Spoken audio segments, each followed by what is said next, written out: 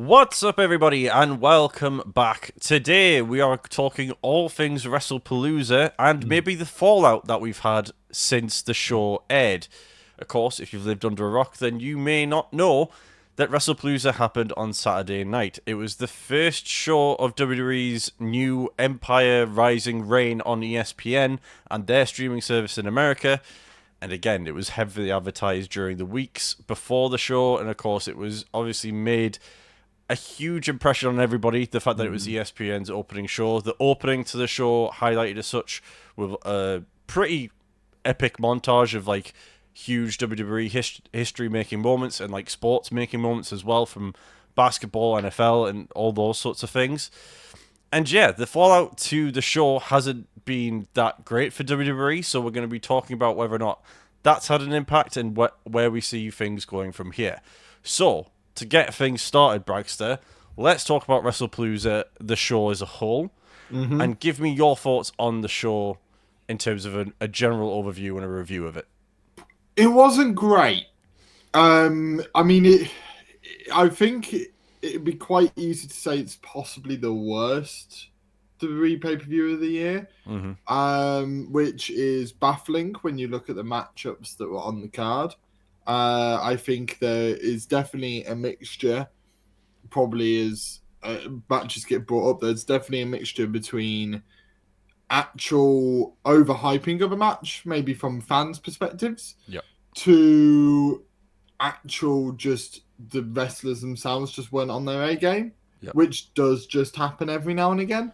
But unfortunately for WWE, it all happened on the same night, which sucks for them, big time. And sucks for the fans as well, because people had to sit through it.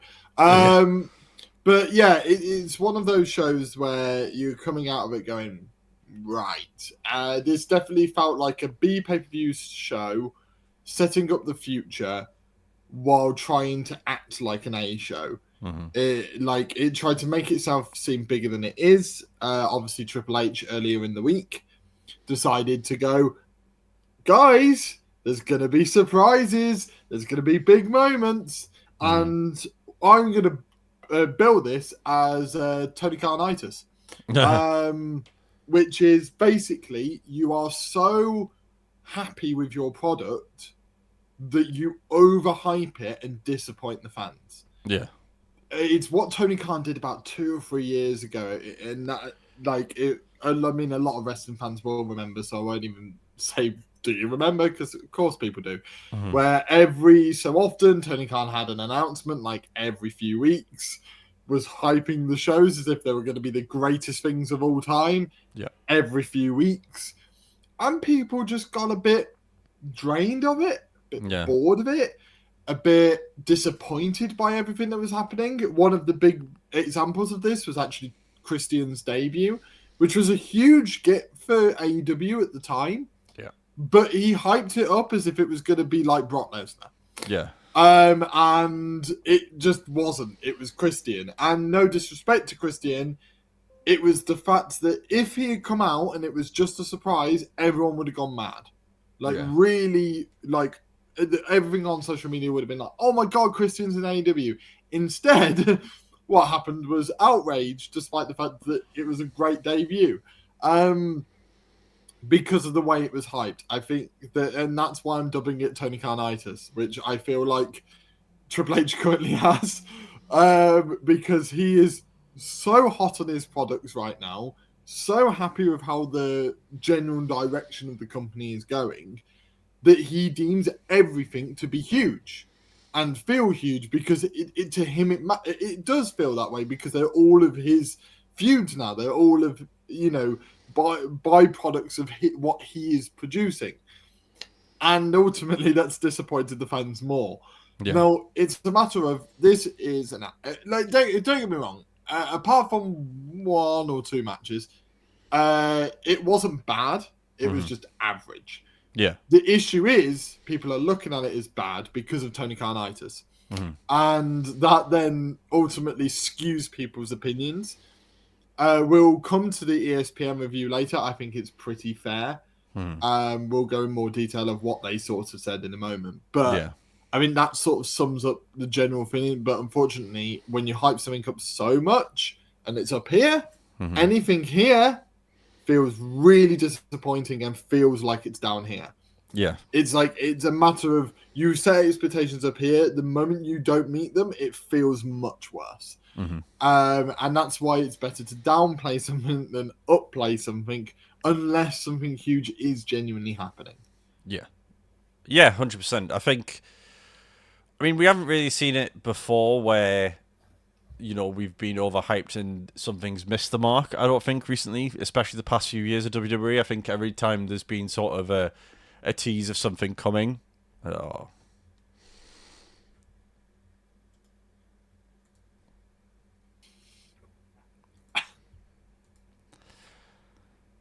So I think in terms of the show overall, I think average is kind of where I would go with it, and sort of echoing your thoughts. I don't think it was necessarily a bad show. I think the first part of the show, the first match, the first 8 minutes of Brock obliterating Cena, kind of what I expected it to be. It was another Brock can throw a big chunky man around the ring for 8 minutes. You're not going to get anything else in that sort of match, so it's kind of what I expected it to be. The Usos and the Vision was kind of a so-so match, didn't really do anything for me. The middle part of the show is very much what I enjoyed. Obviously, the Steph and Io Women's Championship match, and then obviously the mixed tag between AJ, Punk, and Becky and Seth. Again, the main event is kind of probably where I'm probably the most disappointed, because even if it's not the case of Drew not winning the belt, but there being some kind of development with Cody, or Randy comes out and maybe that sparks something going into SmackDown on Friday, just something for that to happen, I feel like is kind of the biggest miss out of all of them, because the first sort of hour of those first couple of matches kind of was a bit so-so, and then it kind of felt like it was building momentum, and then sort of nothing really happened until sort of the end, when Drew ended up breaking his shin on the underdesk or something when he was about to punt Cody into next year. But yeah, I do feel like it was a bit of a letdown, especially like you say, the Triple H quotes came out, and it was kind of like, oh, okay, maybe they are gonna give this something special to happen. Maybe something does happen that we don't expect because of the fact it's the first on ESPN. But obviously, it's not happened. So, again, kind of a mixed bag, really, in terms of there were 2 matches I really liked and 3 not-so-great matches, or 2 not-so-great matches and 1 really not great match, if you even can call it that at the start of the show. But yeah, a very strange night, I think, just watching it back. Really didn't know what to expect because of all the hype going into it. And yeah, it was just kind of okay, that was a thing. I don't think they'll ever use the name Wrestlepalooza ever again, because all the wrestlers going into it, I remember Punk in an interview said, I've been trying my hardest not to say this name, and you're now making me say it. So it's like, clearly the wrestlers don't like the name, so I don't think we'll ever see that again. But yeah, obviously, we've mentioned them a few times now. ESPN obviously have made such a big deal of the fact that they've got the WWE streaming rights going forward in terms of the pay-per-views, and it's on their streaming app, which I believe for the full thing is like $30 a month. It's ridiculous. Yeah. Obviously you can get it similar to how in the UK we can get different subscriptions on other subscriptions. Yeah. They can do the same over there, but like if you were to just get it outright, then it's about $30 or whatever, and it's just stupid. Yeah. For especially when you're not getting the full blown archive, this, that, and the other. Yeah. You're getting adverts. Yeah. Which is just not. It's just not fair on the fans. It's just not fair on the fans. Yeah, and you consider that Peacock would have had a certain amount of archives to it, would have had a cheaper price, would have had certain other things attached to it as well as other stuff obviously to watch. It does feel like a bit of a bit of a misstep for the fans, I'll say. I'll put it kindly, in terms of that. But going on to ESPN, I think the thing that not everyone expected maybe was the review to come afterwards, which gave it a C rating, which again, in the grading scales, probably where we've put it, which is about an okay show. I think the general thought on it, in terms of what ESPN said, was essentially it was a wrestling show with few twists or turns or surprises, which again is kind of, I think all the matches went the way I expected them to, and it wasn't wrong in terms of, we had some good matches in there, and there was some good stuff on show, but really there wasn't anything that was really progressing things further, or hyping up the next sort of big level rivalry between one of the world champions, or a big rivalry between two competitors. It was just a so-so show, and that's what it was. So, what do you think on that ESPN review? Do you think it's fair? I think it's fair, but it's pretty brutal. There's two brutal moments in it. One of which was where ESPN called the show underwhelming, and kind of hinted that things need to get better. I can't remember the exact quote off the top of my head, but it was something along the lines of basically things need to improve going forwards. They can't put out product like this, which is brutal.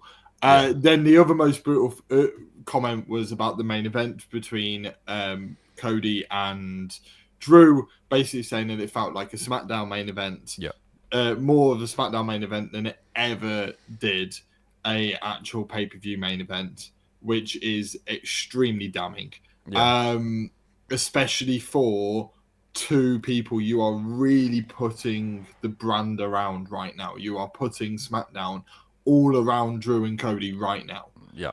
And to hear that off of ESPN, that's going to be a sucker punch. Yeah. Those two comments alone really hurt WWE. Just in terms of, even if you're not speaking about the fact of annoying investors or disappointing the people that have paid for your product, what it ultimately does is going to ESPN. A big point of it, similar to what they did in the UK with going over to Netflix, and obviously internationally they went to Netflix as well, was to bring over a lot more casual fans and make it more easily accessible on a brand that people recognize and will go to automatically, and then it just happens to also be there. Yeah. The issue is if I was somebody who had it was considering it and was like, oh, do you know what? I'll see what ESPN had to say. And then you read that. Yeah. No, you bear in mind, they've paid for this. Yeah. So basically, they're going to be nicer to it. Automatically, you would presume nicer to it than it actually is. Yeah. No, don't get me wrong. I believe that the report is absolutely fair. I do not believe it's harsher. I do not believe that they've sugarcoated anything. I think it's an actual really fair report by the journalist, which is very well done given the situation around the journalist himself. But you're in this situation where if I was to read that, not knowing the context, my brain would go, well, they're meant to be nicer to this. Yeah. And they've given it average. So how bad was it? Is what my brain would be doing. Despite the fact that, given context, it's a fair report, but out of context to people who aren't fans, they're going to see that report being far worse than it is because they're going to believe that ESPN have been nicer about the show than it actually was. That is damning in the sense of the entire reason for the move is therefore they've taken 10 steps backwards. Yeah. Because how can you entice those people in if the people that you are literally selling the product to don't like your product? Yeah. And yes, okay, this is a case of a really bad timing for the only bad show of the year really so far. Or one of the only bad shows of the year. I've enjoyed the pay-per-views throughout the entire year. And this is really bad timing for a worse one. But the reviews are fair. If anything, they've been remotely kind to the John Cena-Brock match. Again, as you sort of alluded to earlier, is it even a match? And they even said that in the report as well. Can you even class this as a match? I think that's probably what saved it from being lower than a C. Yeah. Was because of the fact that they kind of felt, well, is it more of an angle than a match?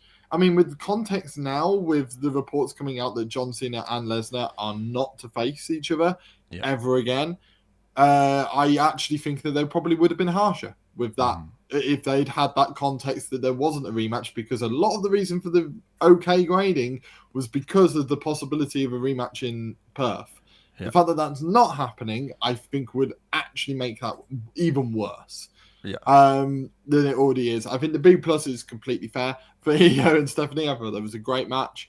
And then I think the only one that maybe they've downvoted a little bit, but again, is it because it did go on for a little while, and is it the fact that we're just such AJ Lee, CM Punk, Seth and Becky fans? Like, maybe from a neutral standpoint, that is probably a fair grading. But from a lot of fans' perspective, it was a fun match and exactly what they wanted. Sometimes average sprinkled with fun is more than enough. And, you know, that's what we got. But yeah, I think it's completely fair. I think the effects could be damning. It really could.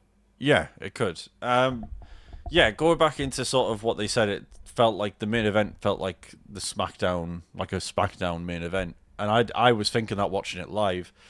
I think afterwards, my most, I guess, damning verdict on it was, it felt like the most Vince booked show, or Vince McMahon type of show that we've had really since Triple H has taken over. And again, it's a one-off. Like, I don't expect this to be a continuation, or like, you know, we're going to get these whole home pay-per-views forevermore from now. It's nothing like that.